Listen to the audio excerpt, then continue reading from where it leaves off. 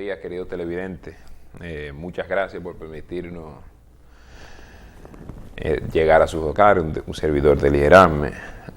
Nuestro colega Leo Erasme no pudo, por razones personales, no pudo atender hoy.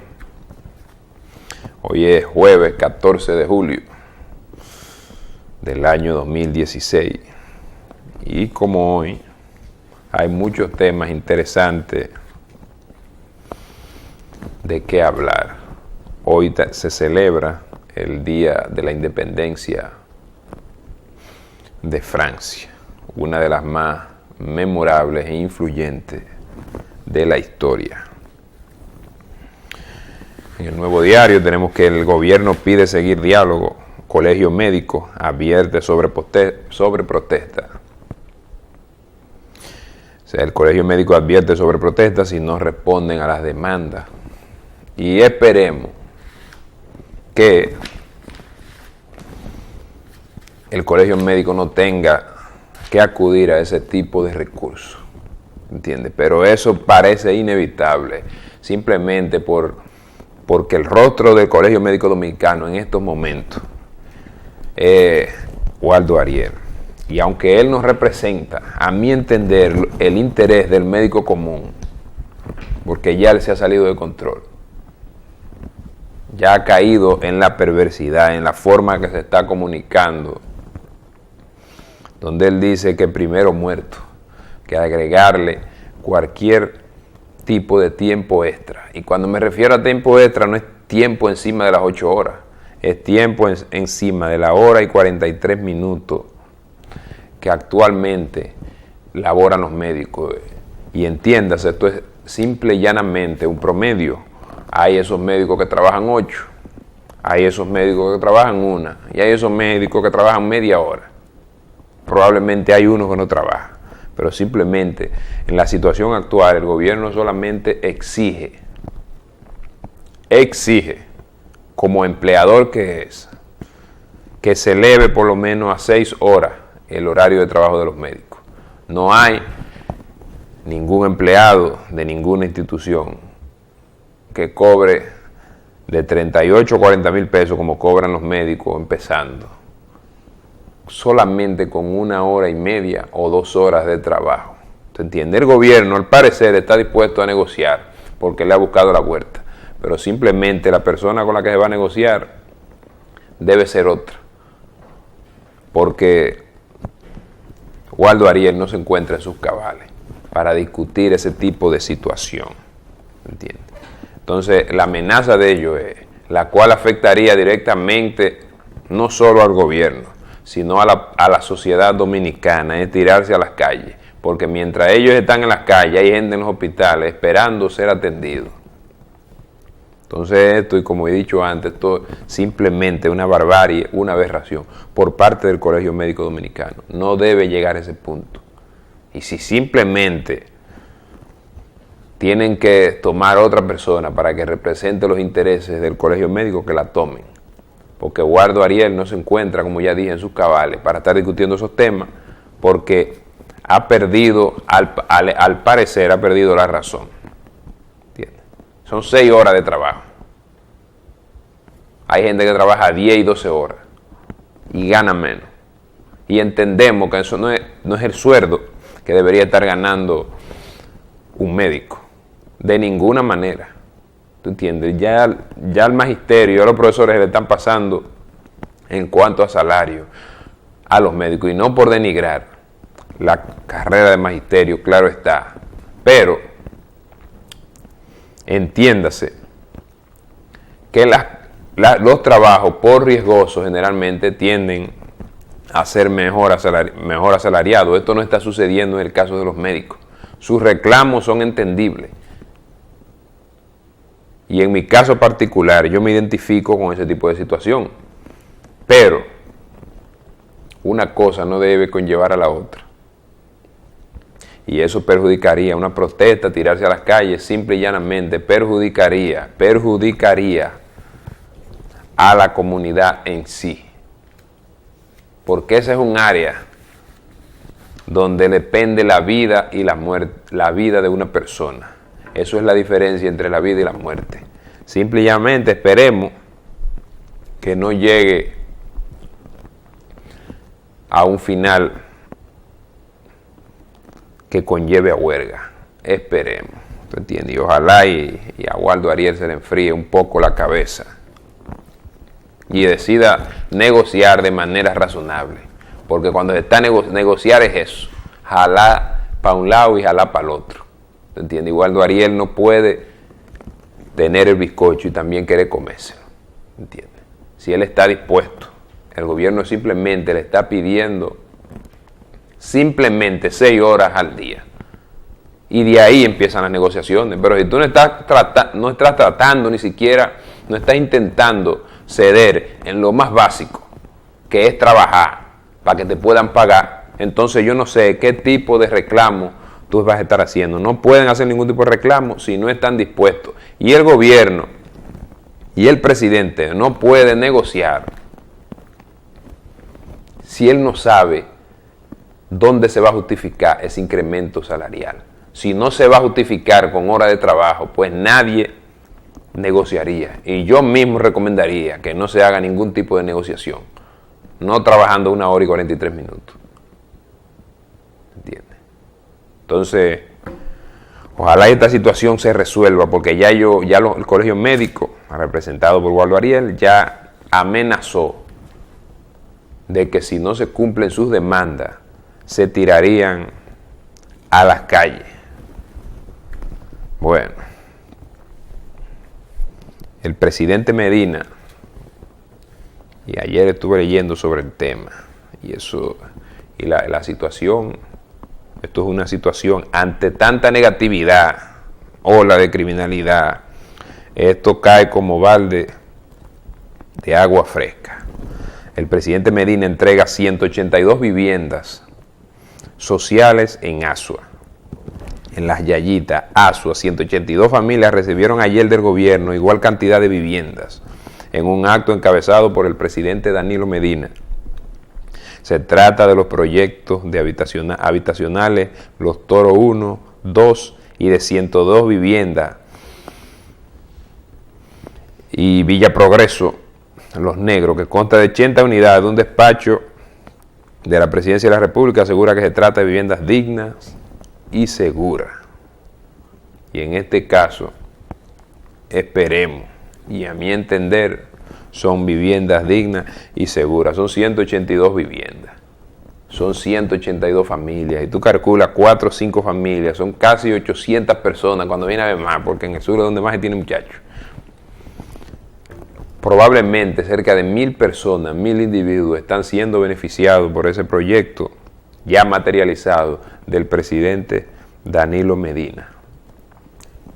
Y para que veamos que solamente no se está invirtiendo en la educación, sino también en vivienda. Y el caso más ejemplar es el caso de La Barquita. Y ayer vi unas imágenes de lo que era, de lo que ya conocemos como la vieja Barquita, la cual será un terreno que no será habitable jamás, porque se tomarán medidas, contrario anteriormente, donde se habían sacado gente de la orilla del río 1 millón de veces y vuelven para allá otra vez. ¿Por qué no volver si agarran y venden el apartamento que le dan y vuelven y tienen su casa y como si nada ha pasado? En este caso, se fomentará a que no vuelvan las personas, porque se harán un diferente tipo de proyectos. Ya eso queda ahí, está totalmente vacío, terreno baldío, y el presidente de Honduras estuvo visitando hace unos días, conjunto con el presidente, el proyecto de La Barquita, simplemente para tomarse como ejemplo y aplicarlo en su país. Proyecto se puede aplicar en otros países. La recepción de las personas y de las familias que viven ahí ha sido magnífica, y esperemos que ese tipo de proyecto continúe, porque el saneamiento del río Sama empieza en el hecho de mover a las personas que viven a su alrededor, porque eso no es viable. Vivir en esa zona no es viable, ¿entiendes? Y nada más hay que bajar por ahí. Todo el mundo debería tomarse un rato para bajar por ahí, para que vean las condiciones inhumanas en que viven las personas por ahí, en que viven los niños, la exposición a enfermedades. Eso es algo increíble. O sea que está muy bien, Azua lo necesita. Una provincia carente del sur, mucha gente pobre, como en casi todo el sur, y este tipo de proyectos motiva y pone a la gente a vivir de una manera más humana. Domingo Sabio, y en la primera plana del Diario Libre, Domingo Sabio y Cristo Rey encabezan la lista de los barrios más violentos. Esas son cosas que a veces uno ni quisiera, en la cual uno no quisiera ni siquiera adentrarse.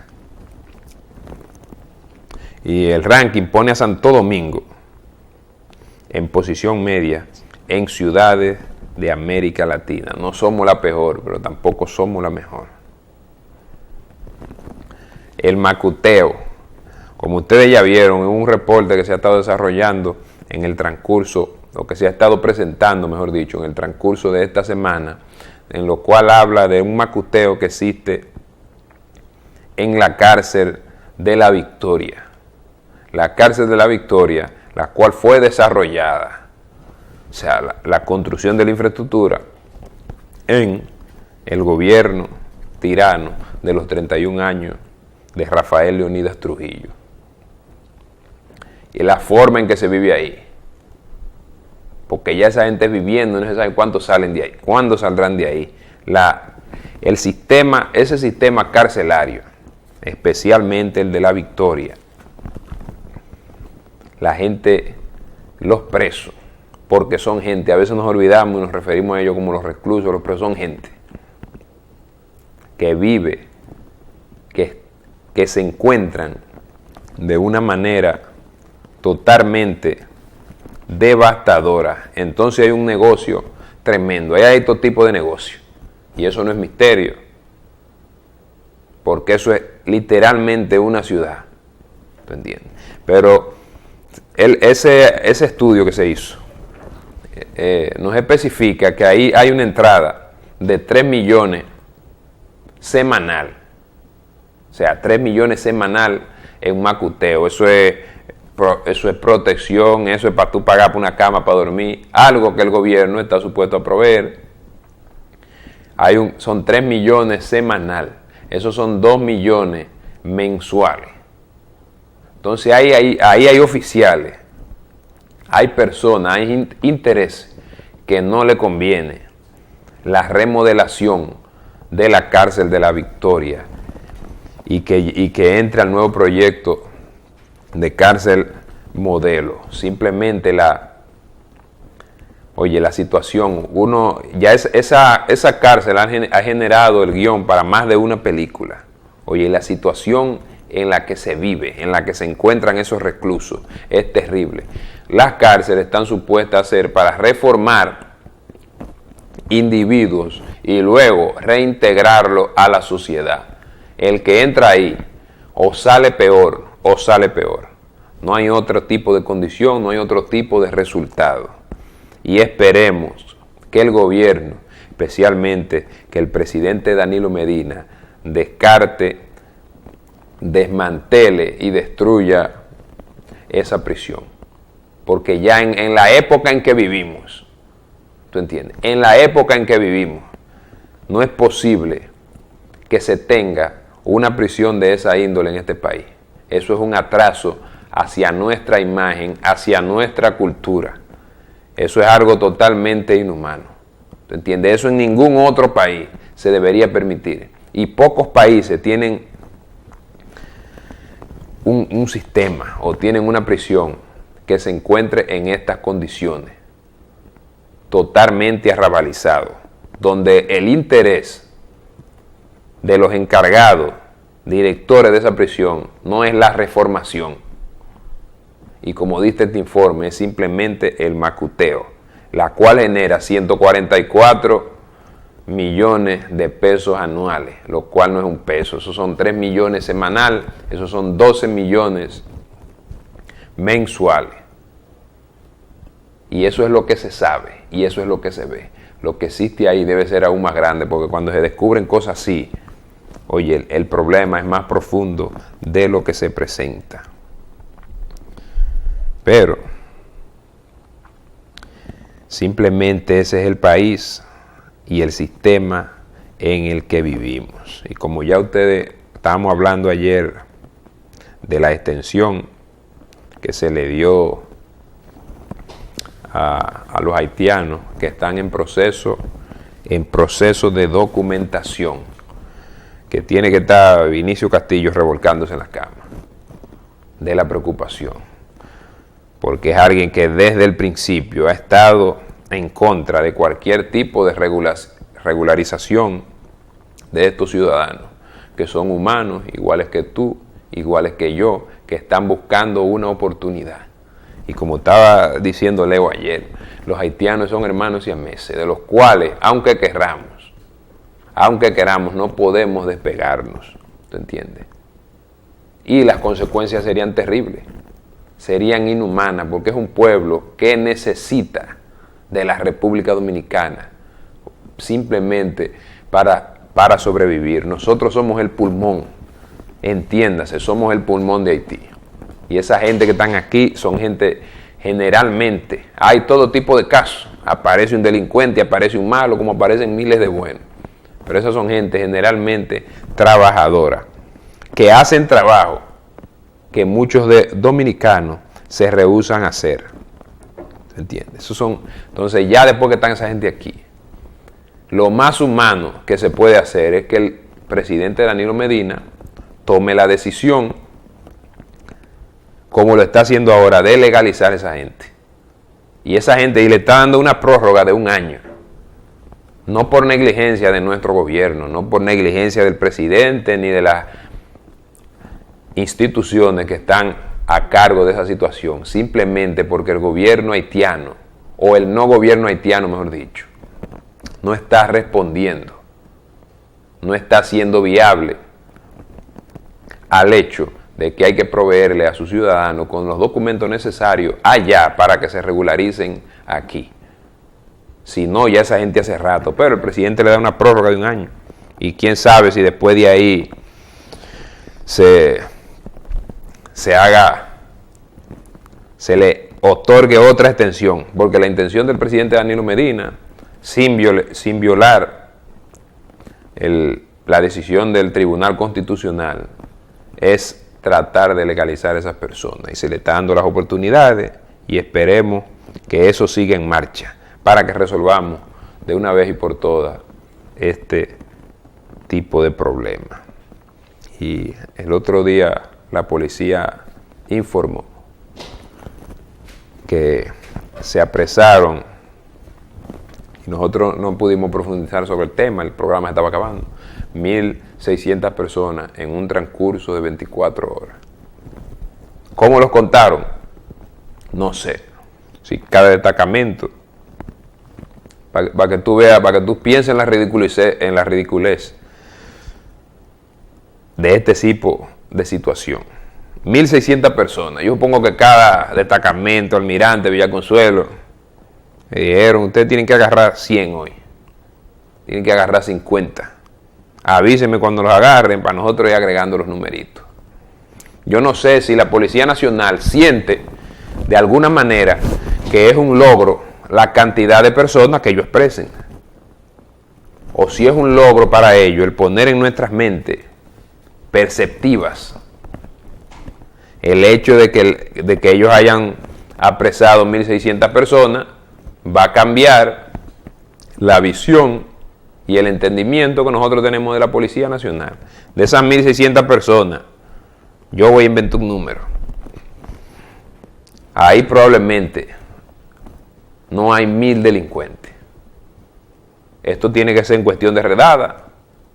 Alguien que va en su motor y no tiene sus papeles. Algún delivery que no anda con placa, manejándose de manera imprudente en la calle. Y ese es el tipo de personas. Entre esos 1.600 puede haber unos cuantos que en verdad sean delincuentes, que sean criminales, pero esto simplemente, este tipo de situación que ya no debe existir, que ya no debe existir esa situación de redada, ya eso debería ser inaceptable. ¿Tú entiendes? Ya eso debería ser inaceptable. La única forma que tú agarras 1.600 personas en un día es así, llevando redada a los que están en una esquina, montan en la camiona, de la misma situación que le hacen a muchos ciudadanos haitianos. El director de la Policía Nacional, a mí ya no es jefe, está tratando de cambiar la percepción negativa que nosotros tenemos de él y de la institución y de los niveles de criminalidad, los cuales él dice que han bajado en los últimos 15 años. Pero si usted no va a dar los numeritos de hace 15 años, simplemente evítese las palabras. Que esa no es la percepción que se tiene. Y no es percepción, esas son realidad. El otro día, hace unos días, cuando hubo un asalto en los cuales un delincuente ultimaron a un niño de 4 años de un disparo en la cabeza.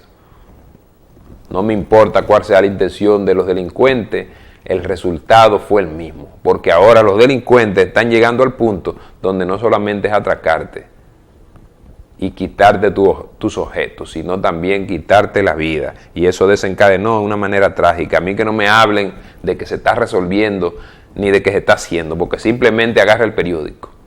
Y el día que no lo ponen en primera plana, un caso de asalto y de asesinato, es porque están escondiéndolo en las próximas 3 o 4 páginas.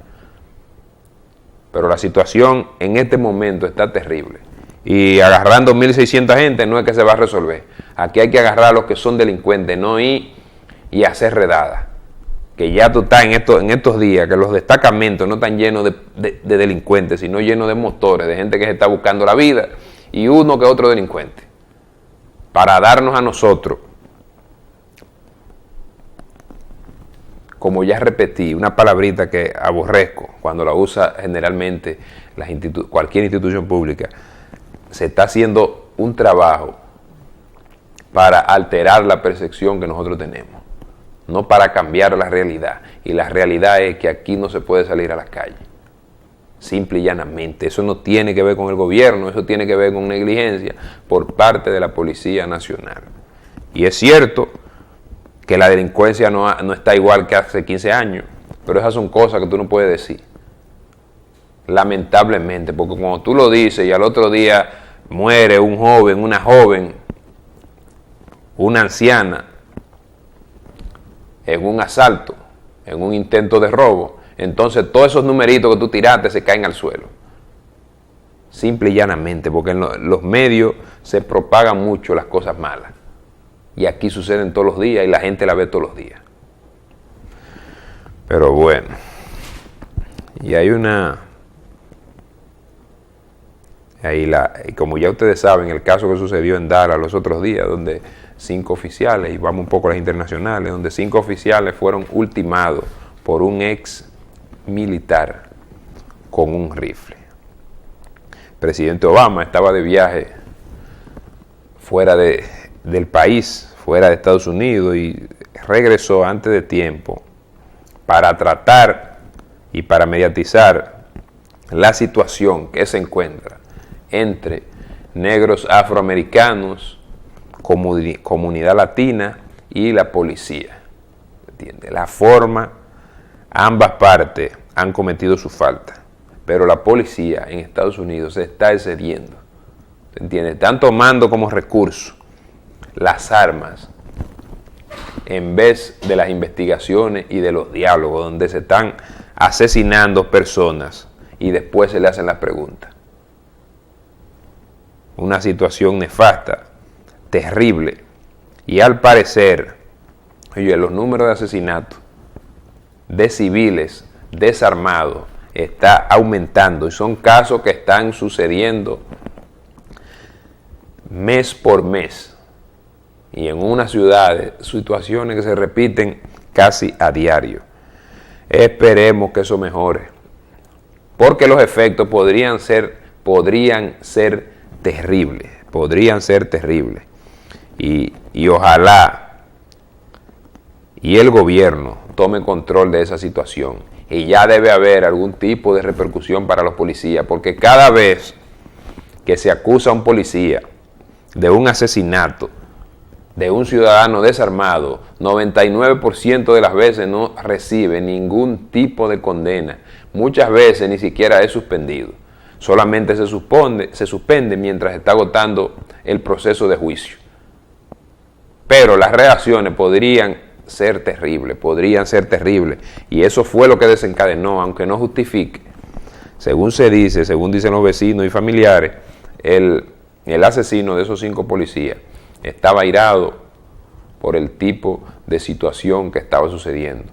Obviamente ese tipo probablemente tenía problemas mentales y no supo cómo lidiar con la situación más que el quitarle la vida a esos 5 oficiales. Y fueron 5 porque no pudo matar más, porque la decisión era hacerlo una masacre. Y yo he estado notando desde hace unos días se está implementando. Si usted el que está manejando en la calle, el que está caminando, el que anda en carro público, lo ha notado, que o sea, en las intersecciones se está colocando un tipo de redes hechas con pintura. Claro está, una pintura amarilla, eso está por ahí, eso ha circulado mucho en las redes sociales. Las entidades de transporte, el ministerio, han estado promocionando una campaña para evitar ese es el tipo de tapones que hace que un semáforo se vea inútil. Me refiero cuando la intersección A, calle A, se reúne con calle B. Esto provoca que en varios vehículos se queden posicionados en el medio de la carretera. Entonces, tal vez para trabajarle un poco la conciencia a las personas, se ha empezado un proyecto, se ha ejecutado, de poner esas rayas amarillas de advertencia, y se están también poniendo letreros unos 15 o 20 metros antes de la intersección para que las personas se percaten y tomen las medidas necesarias. Y las rayas blancas intercaladas, como ustedes ya saben, que eso está supuesto uno a pararse antes de, no encima de ni después de. Pero mi teoría es esta: tú no puedes domar un caballo con un lápiz y un papel. Simple y llanamente. No se puede domar un caballo salvaje con un lápiz y un papel. En naciones más avanzadas, si no es con el látigo, la gente no responde. Y me refiero al látigo, queriendo citar que se necesita de mano dura para resolver ese tipo de situación. Aquí las leyes de tránsito no se van a obedecer si nada más aplican para unos pocos. Si no aplica para la gente del transporte público, el ciudadano común que se maneja en su vehículo, como me manejo yo y como se manejan miles más, simplemente no se van a inspirar ni a motivar a acatar ese tipo de orden.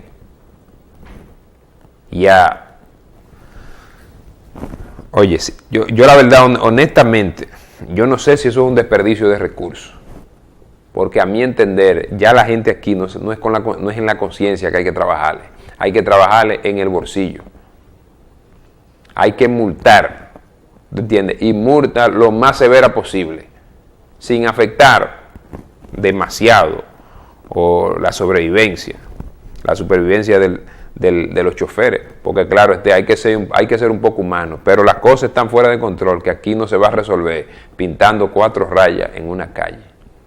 Ya la situación está fuera de control y ya yo creo que manejar desorganizado, manejar mal, pararse encima de las vías peatonal, cruzarse en medio y quedarse estacionado en medio de una intersección debido a que el semáforo cambia, los vehículos está lleno la otra parte de la calle de vehículos, entonces cuando se quedan ahí están interviniendo con el transporte de los otros vehículos que van de izquierda a derecha o de derecha a izquierda. La medida que debe tomar cada chofer debe ser, si usted ve Si usted ve que después del semáforo está entaponado, simplemente no trate de cruzar. Porque yo no sé si es que la gente es estúpida, es incapaz o ignorante lo suficiente para que lleguemos al punto donde tienen que advertirnos 20 veces de que tú no tienes que pararte en medio de la calle. Eso debería ser sentido común. Eso tú se lo explicas a un animal y después de unas cuantas repeticiones el animal entiende. Aquí no hay espacio no hay espacio para el peatón desplazarse. Y nosotros, que gracias a Dios, el peatón que tiene su visión, imagínate la gente minusválida, la gente ciega que tiene que moverse en unas carreteras, en unas vías donde donde los choferes se manejan de manera selvática, para no usar otra palabra. Eso es algo totalmente increíble. Y esperemos, y eso es lo que yo quisiera, es que la AME, como institución que no es necesariamente legisla, pero que enforza las reglas de transporte, esperemos que sean un poco más fuertes, más severos, que las multas no solamente se las pongan a la gente, sino que se las cobren. Que hay gente que tiene 100, 50, 70, hay choferes de carros públicos que tienen 200 de carro y guaguas públicas, que tienen 200 multas acumuladas y simplemente no tienen que pagarlas. Que ya está bueno.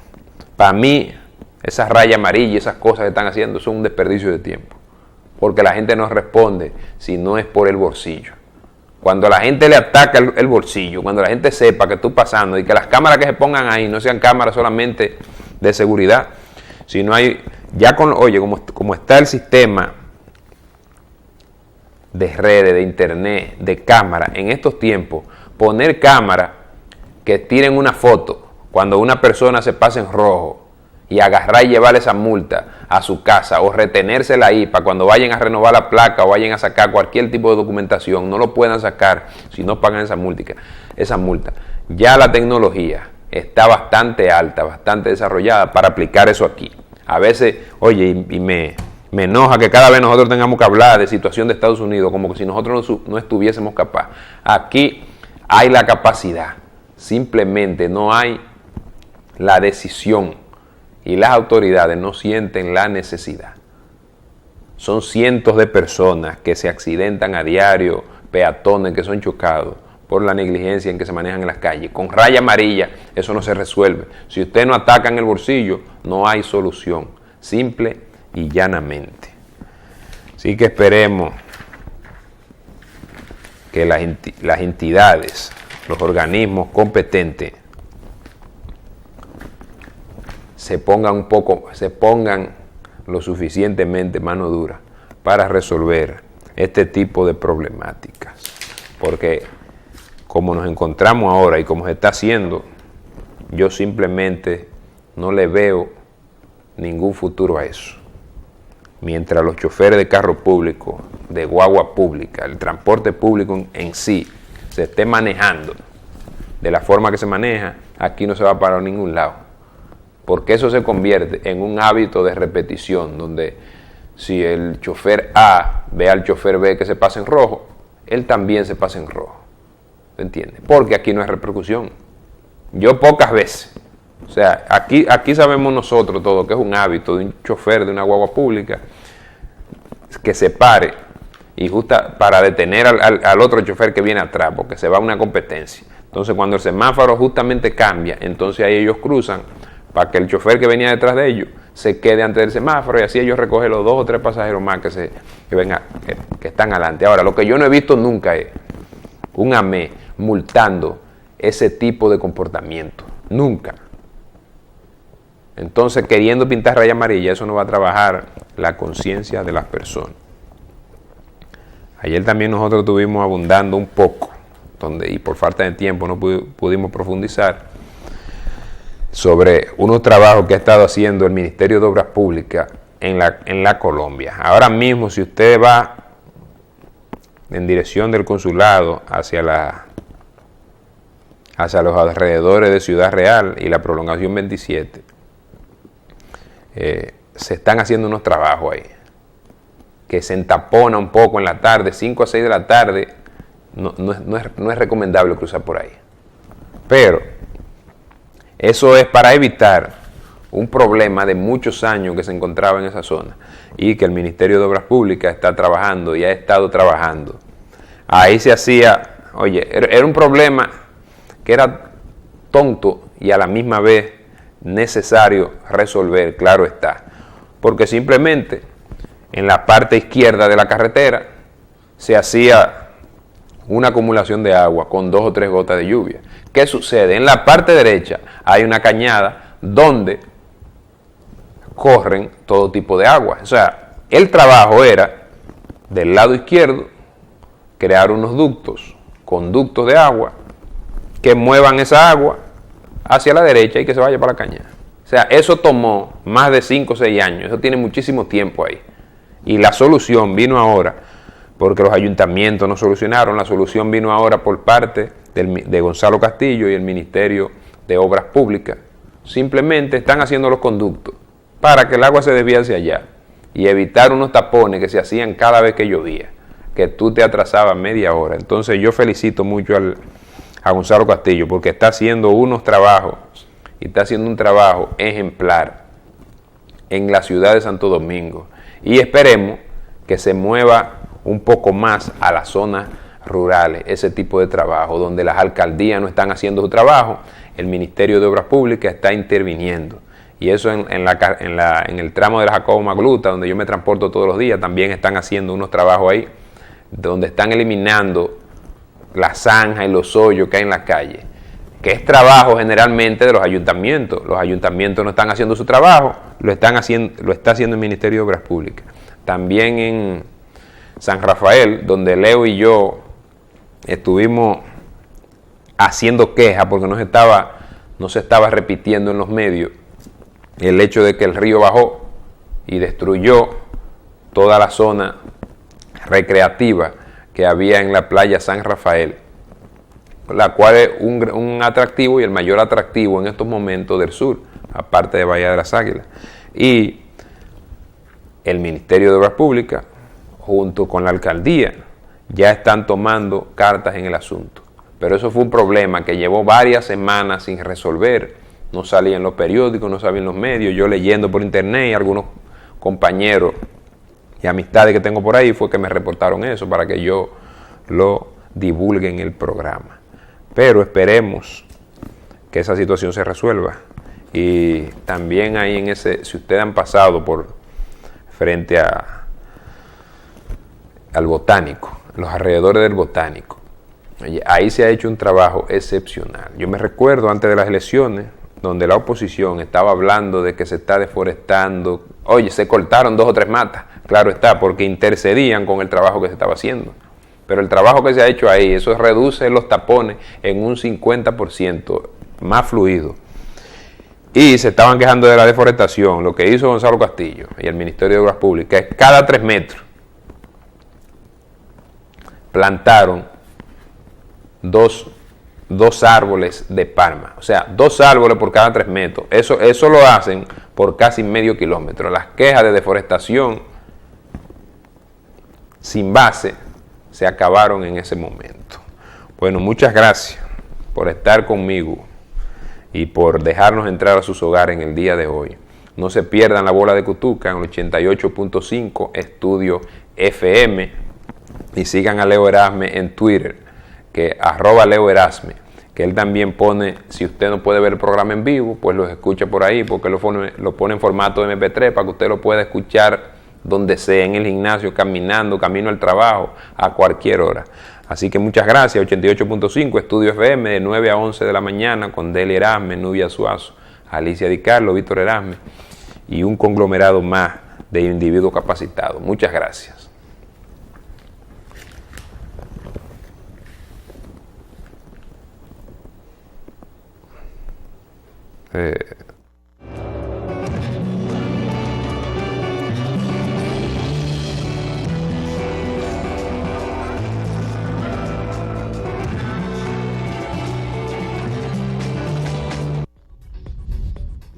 Usted está viendo un canal libre e independiente.